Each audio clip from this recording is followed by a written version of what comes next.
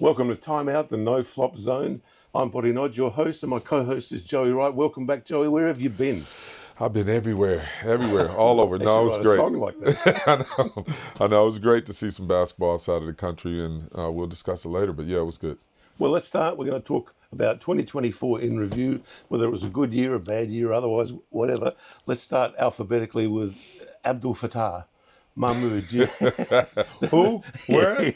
Okay. Sydney? Anybody? Should we move right on? Right on. Do you reckon he had a turtle head in his pants when he read that Brian Goorjian was ready to come back to the NBL? Well, I think he had both. He was dealing with some on-court issues and doing some off-court issues. But guess what? Hey, they don't look much better this year anyway. No, they really don't. We should talk about that a little bit later. Yeah. The retirements of Abercrombie and Brad Newley, Tom Abercrombie and Brad Newley, two of the big names from quite a long era. Yeah, I think for us, Newley is probably impactful, and we know a lot about him. But the young basketball fan probably wouldn't know much about Brad Newley, as with Abercrombie they would. Abercrombie really made his name and starred here in our league. Newley, made his name overseas. I don't really think he had much of an impact as we thought he would here in this league. Yeah, by the time he came back, he was not quite the same player. Yeah. Were you around when he first broke in with Townsville? Yeah. I think I was in his first game, Townsville against Brisbane. We ran a play on him specifically because he was a rookie, and we seen him come in the game, so we ran a lob play, and Ebiara dunked on him, one of his first plays ever on the court. So one of the first plays in Brisbane, the first time he came to Brisbane. So yes, I do remember Brad, and he came in though. He was a great player right from the beginning, and good bloke too. Great dude, great. Speaking of good blokes, Scott Ninnis finished the season with the 36ers. Got reappointed in I think February for 2 years, and there was much joy at that particular announcement by long-time 36ers fans because they felt they were getting somebody from the culture, the old culture, back. Your thoughts when he was appointed? Look, I thought it was a great appointment. I thought he did a really fantastic job in taking over, and in doing that, you got to give him the opportunity. You have to give him the opportunity. Just so you don't run into the situation you're in now. The 36ers aren't doing as well as we thought they might. And, if that was on Ninnis, who had a fresh start, then fair enough. But, maybe not fair on Wells for taking over late. Maybe not fair on getting rid of Ninnis. Maybe the direction is just not fair. Okay, so where they are now, the victory they had over Sydney recently, a huge win, that looked like the players' crisis meeting had created that they came out of that. It had nothing to do with coaching. It's almost like we'll do our thing despite you, which happened here in Adelaide before some 30 years ago when we had an American coach at that time, and the players had to rally and decide, well, we'll win this despite this guy. Well, look, that crisis meeting or any crisis meeting, it only works when the person in that room want to make the other people in that room feel good and work for them. If they came together because they're worried about what the fans are going to say about them, because if they lose that game, then they all look bad. So if they only came together because they're worried about what these people say, then it's not going to last long. You got about a 2 or 3 game run, and then you're right back to the beginning where you were at before. But you have to do it for the people in that room. If they come together and say, hey, I want to win this for you, now they're cooking, because the talent's there, no question about it. But what does management do now? Do they sack another coach? Or do they say, well, who are the guys that aren't performing for you? We'll get rid of them. Well, I think they're in a tough situation because I don't think you can sack another coach for at least 2 more years. Even if he stays 2 years, Coach Wells stay two years, I think, and then leave, and you got another name in there after 2 years, it looks really bad. You got to be able to sustain a coach for at least 3 years to show that your culture is worth me as a player coming to you. And if you don't, you're going to get always the broken players. You're going to get the broken players or the players you have to pay too much for them to be there. And then you can't develop a bench. Right. Let's move beautifully from there to the Cinderella story of the year, the Tasmania Jackjumpers. Amazing story, like 3 years in the league, grand final, semi-final, championship. Yep. That's just, I don't know if that's happened anywhere in any sport in the world. I don't think it's happened anywhere, but for a franchise, in Tasmania, who's tucked away, shouldn't be as good as it is. They've come out and they've just done phenomenal in the first 3 years. And even the year that they're having now is, I think, one of the better years because they've had enormous talent go in Jack McVeigh, and then enormous talent get hurt. and they're still competing and winning games. And they've got the whole state behind them, where that previously, like the Hobart Tassie Devils couldn't get Devonport fans on board because they'd had a Devonport Warriors team in the league at one stage, and then Launceston Casino City had won a championship, so they couldn't unite the state. But this Tasmania Jackjumpers, it's like March, the answer, that whole thing, they really bought into it. They bought into it, but it's still what's happening on the court. Fans don't win games. Fans don't win games. I mean, they're there to celebrate them, but they don't win games. But their support, and when you're playing and you feel that. I mean, you see Milton Doyle interviewed, and he says, I love being here. I love these people. Yeah, but winners win. Like like you got a great coach, great players. You can take that team, put them in any city, except maybe here, and they'll be all right. All right. Let's go a little left field. Let's talk about Caitlin Clark. What's your view on Caitlin? Because her arrival in the WNBA changed that league. Yes. And I felt she was the subject of racism from pretty much the get-go from a lot of jealous players.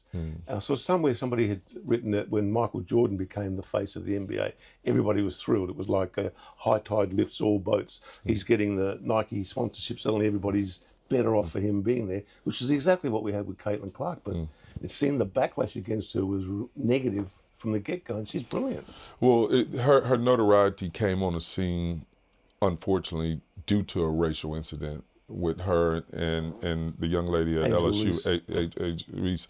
So most of America knew Caitlin and knew Angel Reese because of the incident that they created. They didn't create that themselves, but America created this racial incident. Those two just competing against each other. They could care less. But I think most people knew it before then, so they want to carry that on into the WNBA because that happened when they were in the college. Yes. And they want to carry that into the WNBA and made more of a racial incident than there was. And I thought she faced not only racism from some of the public, but also the players in the league as well. She proved herself right and going and playing some great basketball and made that team a good team. I know you're big on women's basketball, so where do you rate her among all-time great women's players? Well, it's too many years for her to say right now. Okay. I mean, she's still a kid that's proven herself. She's a really, really, really, really good, outstanding rookie that's coming in the league, and that's all she is. Okay. We can talk in 10 years, 5 years from now, then we can talk about how great she is. Well, I've already got her pretty high up in my estimation. My best woman player I've seen is Cheryl Miller. Yep. 1984 Olympics, unbelievable. That's the first time I'd seen her, and I was like, whoa, who is this? Yeah.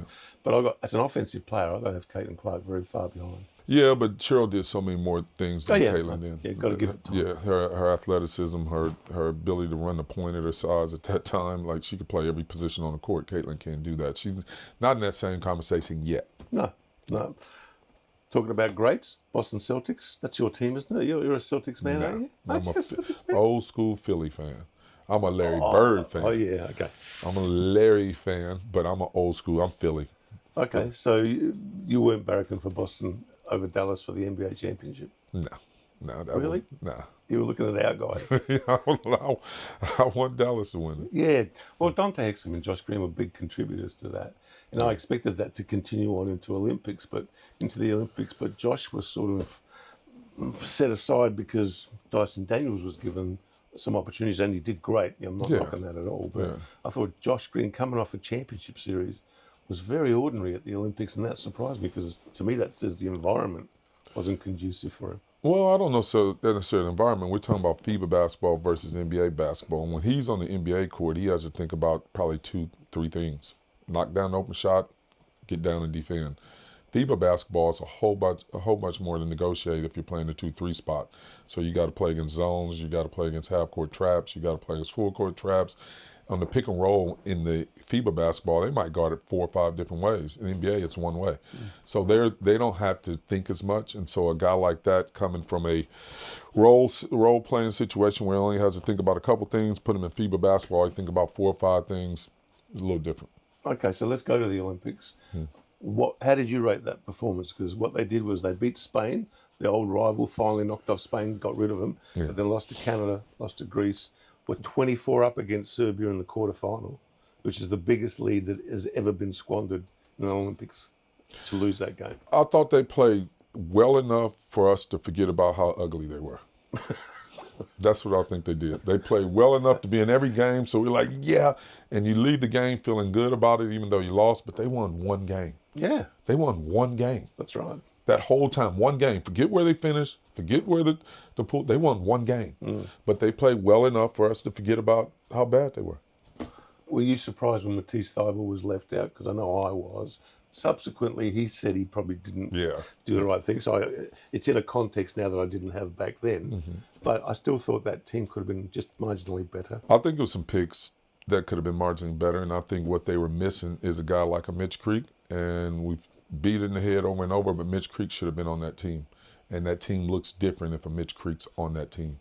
And I think, some guys that are superstars can't necessarily be superstars if Mitch is there being a superstar but also doing some grunt work. And then the guys are doing grunt work, he's going to show them how to do that really well as a superstar. So I just think a guy like that should be on the team. Let's not forget that this was re-released in 2024. So if you didn't get this for Christmas, yell at your family members for screwing up. Back to the NBL, the Olympics are over. Bit of a disappointment. Ninnis, ready to go, gets sacked. 10 days in the preseason, Mike Wells gets appointed. What was your gut reaction to that when you heard that news, phone call, text, whatever it was? What was your reaction? 36ers just keep doing the weirdest things I've ever seen, and that's the first thing came to mind. How is that? Second thing came to mind was an empty feeling for Scott, because I know how much he liked the job and how much he wanted the job. I would say I felt like worse for him than for me, because I didn't want to be in the environment. So it wasn't really a big deal for me to go. For someone that wanted to be in that environment, whether I think it's a good environment or not is irrelevant. He wanted to be in that environment. He showed he should have been in that environment. So when you hear that, initial response is like, what have they done now? And then the second response, you just feel terrible for the guy. If anybody has been screwed over by their own club, not once, but twice, it's just ridiculous. I would love for him to appoint him at the end of the year and let him give a chance next year. All right, let's go to another sacking. 0-5, 5 games into the season, Mike Kelley gets sacked at Southeast Melbourne. That was not a surprise. Not a surprise, and probably warranted. I love Mike as a human being, and even have some respect for Mike as a coach. But obviously, he wasn't laying down the law, because the new coach comes in and the first thing he does is lay down the law. And the guys responded to it. So whether Mike didn't feel like he had in his personality to come in and be stern and lay down the law and give some direction, and he allowed someone else to coax him into that, either way, it's his responsibility. And then we've had this great outburst of individual scoring. Started with Chris Goulding's 46, then James Bateman's 51, and then Bryce having his sequence of 4 games in the plus 40, including a 59. I mean, that has just made it worth watching, don't you think? Oh, it's been some outstanding individual basketball being played. And not just individual basketball. A lot of those situations, teams are setting those guys up. You look at, Goulding's outburst, the team set that up. Like, they kept running stuff at him. Dean was running stuff at him. It's been some great individual play. And I don't necessarily think it's because the defense have dropped off like some may think. Like, I think it's been great defense. I think it's been brilliant basketball. All right, let's go to the people that we lost this year. First and foremost, Bill Walton. Did you have any take on him? Did you follow him when you were a kid or anything? Well, yeah, Bill Walton was one of those guys that, as a young Afro-American kid and growing up in the Chicago area, you hated. Some red-haired white dude on the bench waving a towel and, just can't jump, can't dunk, can't do whatever. But he was a guy that made teams work. Now, as a kid, I don't understand role player. I'm looking for the guy that's making threes and dunking and crossing people over. So I couldn't appreciate who he was. But a lot of people in basketball that he was around, that he touched, they obviously had really great things to say about him. Yeah. He was, I don't know about this non-athletic stuff. Because that's when I saw him. Yeah. Before he got his sequence of injuries, after which point, I think he only ever played 44 games in the season again, until he got to Boston in '86, which was arguably the best Celtics team of all time, the '86 team. Yeah, and that's the team I started watching back. Yeah. I know. Well, he was a backup role player in that, but geez, this is an MVP of the league in his days at Portland Trailblazers. So So he's a sad loss. Corey Williams, who you would have known personally, as did I. That was a little bit of a shock, the way that whole thing unfolded and very quickly. Yeah, it unfolded. It was very quickly. I was a mentor to Corey for a long time, but right probably about a year before he passed, he gave me some of the best advice that I think anyone's ever gave me. I put up a post because I was still pretty disgruntled about the way the 36ers had treated me or whatever. And I know who I am as a person, and I felt the need for other people to know that at that time. And he sent me a message, and he said, "Oh, gee, what you doing?" He said, "You too good for you to tell your story." He said, "Wait, time will tell your story." And I thought that was profound. Yeah. And I sent back thanks, and I knew exactly what he was saying. And guess what? Time has told my story. Yeah, that's excellent. Let's talk 2024. Who was the Australian basketball player that was the most outstanding in 2024 in your view? I have one, and I think since he's left, the Jack has gone out of the Jackjumpers, but who do you think? Easy, Jack McBay. I mean, the guy, I don't think it's been a player that's had a better run. MVP of finals, won a championship. Hit the greatest shot possibly in NBL history. Yeah. And then get picked up by the NBA, the Houston Rockets. Don't forget, he got selected for the Olympics, which again, I thought was a great thing, but I didn't expect he'd have a big role, and then he did have a big role. He led to Olympics in three-point percentage. So it's like at 52%. What a year! I can't think of an Olympic year where there's been a more outstanding single individual number of performances. He was fantastic. Look, he put the work in, though, Boti. That's what, and so many players will make up their mind to put the work in on the court, but Jack put the work in on the court, and he also did the mental work. He sat down and he wrote down, the stuff he wanted. He envisioned. He did positive affirmations. He worked. He talked. He worked with coaches. He just did all the work in the background that so many people don't want to do. That went from a kid who was pretty broken when he left college. When he left college, he was completely broken. And so when he arrived here in Adelaide, it was a lot of conversations about building him back up and where he should go in the direction. And I'm just, it's not anything that I ever said to him, "Hey, Jack, you should try to do this." And he go, "No, I'm not going to do that." Everything he said, "Okay, let me go investigate that, and I'll come back to you." Oh, 2 weeks later, I forgot about it. He called me back and go, "Hey, I've looked that stuff up, I've taken this, I'm going to do this, I'm not going to do that," because I just thought he was just unbelievable. But great, not a better representative of Australian basketball. No, and such a great role model for all the things you've just said. That just proves that hard work can do it. Female Player of the Year, Australian? Alana Smith. Well, you're going to take another one right now. I'm going to roll with Alana Smith. Who you got? I gave you Izzy McDougall 30 points in the bronze medal game. Izzy or Alana? Which one? For me, Alana. Because if you're All-Star 5 at an Olympics or at a World Cup, you're in the 5 best players, or that's how you were viewed. That's how you viewed it. Yeah, and then she goes and she has a fantastic WNBA season with Minnesota Lynx that goes all the way to the championship series with New York. And should win. And she played great in that series too. So I think she's the standout from a female point of view. But so I agree with you on both. That's amazing. All right, let's wrap up 2024 by giving me your prediction. Who's going to win the NBL championship now? Now, at the start of the season, you were bullish on Sydney, and I was on Melbourne. I reckon we both had our Hawkeyes open. I still think your Melbourne might be there. My Sydney was really just rolling on Gorge. Right. Jalen Adams, and I've just never trusted that. He had 40 the other night, and it was the worst 40 I think I've seen. It just didn't look good. It didn't help the team, put it like that. But I think your Melbourne, you still might be there, but I think Hawks are going to win the thing, and it's either going to be Jackies, depending on how they come through. Yeah. Either Jackies or Melbourne in the final with them. I would love to see an Illawarra, Tasmania. I would love to see Illawarra, Tasmania. That would be almost like back to Townsville, Illawarra days back. Yeah, that would be a phenomenal finals game. Teams that play basketball. They play basketball. They play together. They're well coached. They're disciplined. Yeah, that would be a fun game. And not that Melbourne's not, and not that Sydney's not, but these two have proven it. Well, that brings you to a point about viewership, because the NBA, which is going further and further away from what we consider to be traditional basketball. Yeah. I think they're 48% down in their TV viewership. It's ridiculous. People don't want to see travelling everywhere and 5-step dunks and all that kind of thing. They want to see some basketball. They want to see Bird versus Magic, not LeBron versus the travel rule. That's true, but look, our NBL game wasn't much unlike that last night with Sydney shooting, the first 10 shots, 7 of them were threes or something like that. I mean, that looked atrocious as well. I think that's been the default message for players, get the three up, but we got to be smarter about how we play basketball, how we present this to the children, or you'll have a entertainment league, and then you'll have a basketball league. Yeah. All right, and true fans will watch the basketball league, and other fans will watch the entertainment league. Your MVP.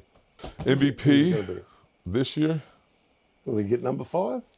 Trey Kelley. All right, good call. I like it. I mean, Cotton, you could. And this is totally unfair. I've told you this one time, and I told you this about myself here.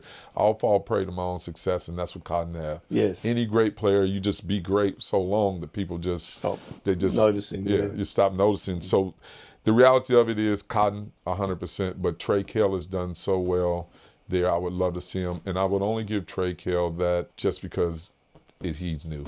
It's a new thought. But okay. Cotton's a guy. No, I like Trey Kelley. Yeah. I think what he's done, he's shown such good basketball IQ. What he's done with Illawarra, like Justin Robinson, he's a major upgrade on that. And major upgrade. Yeah. And he just, it looks so smooth. Yeah. When he shoots it, it's kind of behind the head. It's a nice little, it's so smooth, and he's playing at his pace. Do you worry a little bit that he might be a little bit soft with definitely, he is soft. If he wasn't soft, he'd be in the NBA. Wow. Do you hear that, Trey? If you're watching, you'd be in the NBA. He can get out and defend. He can get out and defend people. Like this is what I call soft, when you're just not available. Like if you're consistently not available for your team throughout a year, and the year before, and the year before, then something is in your psyche that's causing you to get hurt. You're playing the same game as the other 300 players in the league or whatever. Why you keep missing games? So yeah, it's something where he's not reflecting, but. His skill sets are as good as anybody. He shoots that ball, he passes the ball. That's what we should give Scott Ninnis a lot of credit for, is he created that. Because I didn't see Trey Kelley as that until he started playing it. Yeah, until Scotty moved into the point guard, and then he went 25-5 the rest of the season, which is why they never should have let him go. All right, we'll be back in just a moment.